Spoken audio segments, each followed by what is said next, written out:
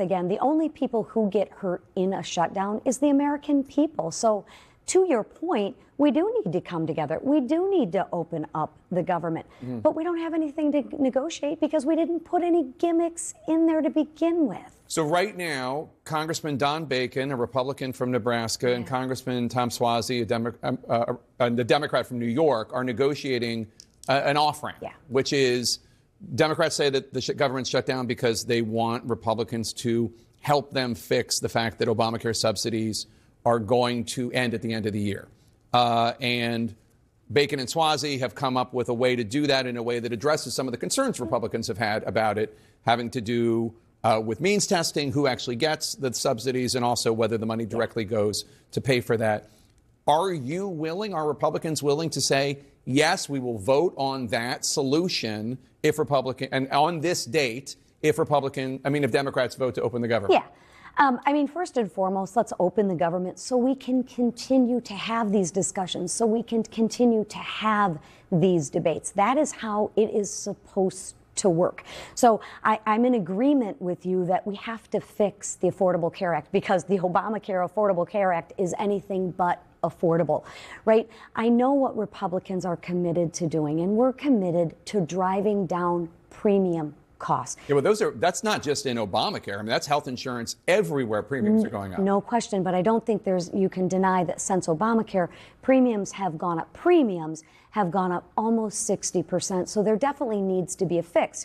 That's why in the One Big Beautiful Bill, or the Working Families Tax Cut, Republicans passed out of the House an 11% decrease in premium. See, there's a difference between what Republicans are trying to do with decreasing premiums and a lot of what's happening on the Democratic side. We don't want to give a blank check to insurance companies. We don't believe that it makes sense, and I do think there's bipartisan appetite for this, that somebody making $500,000 should receive these subsidies. Right. So there is room there. Let's talk about the politics of this for a second, because, President Trump told Republicans earlier this morning, according to a source talking to CNN, that Republicans are getting killed politically on the shutdown. And if you look at what happened last night, it is hard to say that there is anything in the election results. And I'm looking at not just, like, I get it, New Jersey's a Democratic state, but looking at Republican counties, looking at Republican sheriffs that lost their jobs. It's hard to see anything last night that was an endorsement of what the Republican Party is doing right now.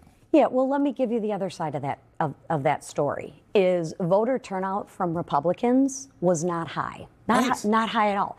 But I think part of that reason is because Republicans, for the most part, are happy with what's happening. The border's closed. Crime is down. Inflation under Biden used to be 9%. It's now down to 3%.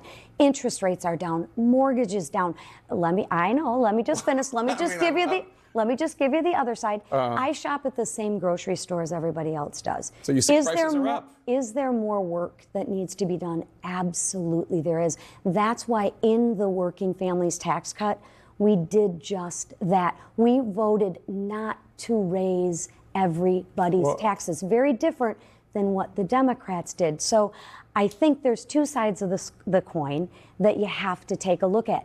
What is an incumbent on us is we must make sure that we get our voters to turn out like they did in the election year. No question. Using that argument, your voters could be so happy that the Democrats take control of the House of Representatives next year. Right, and I'm very confident that we will not only hold the majority, but I am optimistic that we will actually gain the majority. Well, that would be defying history. Congresswoman Lisa McClain from the great state of Michigan. It's so great to have you. Thank you so much. Go Blue.